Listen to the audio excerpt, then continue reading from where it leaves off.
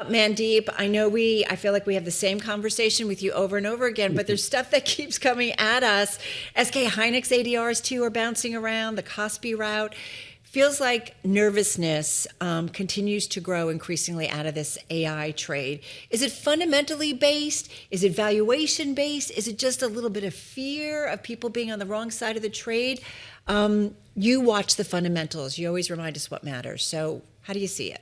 Yeah, I would agree with your assessment that it is fundamentals that are still holding up, and it's the valuations and the nervousness around positioning is what is driving this sort of volatility. And look, we know AI being expensive has been raised as a concern by a lot of companies lately. So it doesn't surprise me that a model like Kimi 3, which is an open rate model, much cheaper to use, is gaining traction. And there are companies out there that have explored using this model, notably Cursor, which is a company that XAI and SpaceX bought.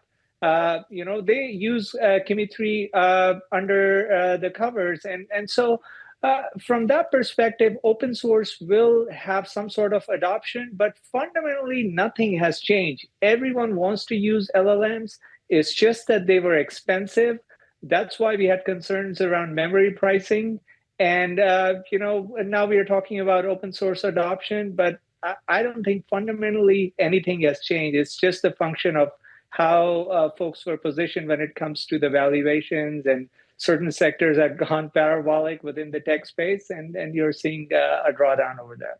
Mandeep, tell us about this new Chinese AI model, because as Carol and I were discussing just a few minutes ago, it wasn't too long ago in markets that we had that DeepSeek moment, that scare when a new model from a different country comes out and spooks the market. Is this just a DeepSeek 2.0? Is there something different about Moonshot? And when you look at the market right now, is it really reflecting the same type of fear that we saw when the DeepSeek model was released a little over a year ago? Yeah, I mean, look at how far we have come since that DeepSeek moment. We had a company like Anthropic grow from, 9 billion revenue run rate to 47 billion run rate in 6 months.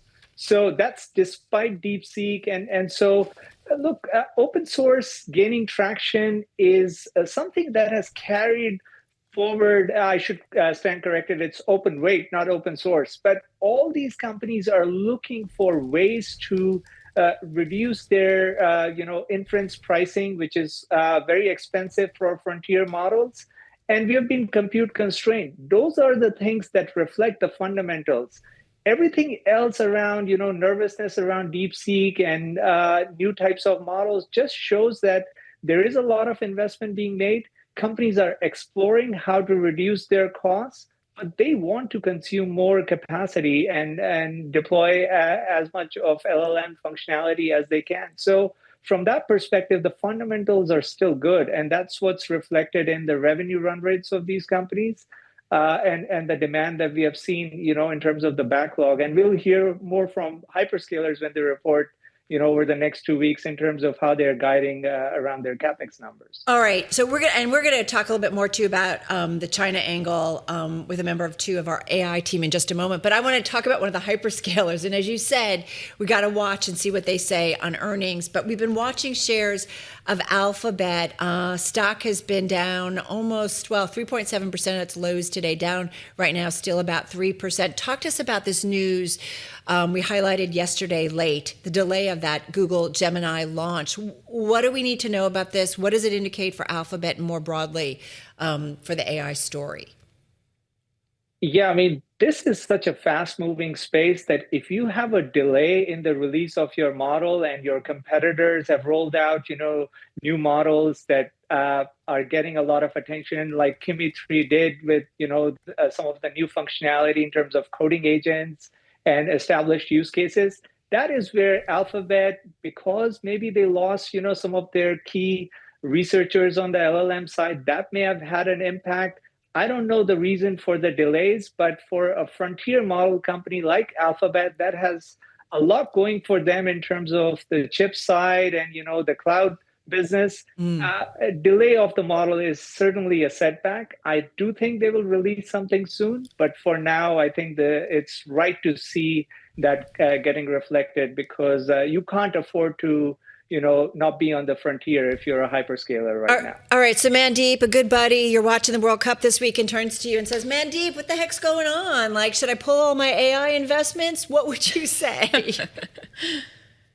No, I think you just got to ride out these volatile phases. And look, there may be some changes in terms of what's going on in the memory complex. If Apple they're looking to get CXMT qualified for use, that is a big deal. Now, those are the type of things that have a bearing on the market. But on the demand side, when it comes to LLMs and the need to deploy LLMs and inference tokens, that I think will hold good, because everyone knows that there are established use cases around these LLMs. All right, so I'm going to read that as Mandeep Singh saying, take a chill pill for a little bit, everybody.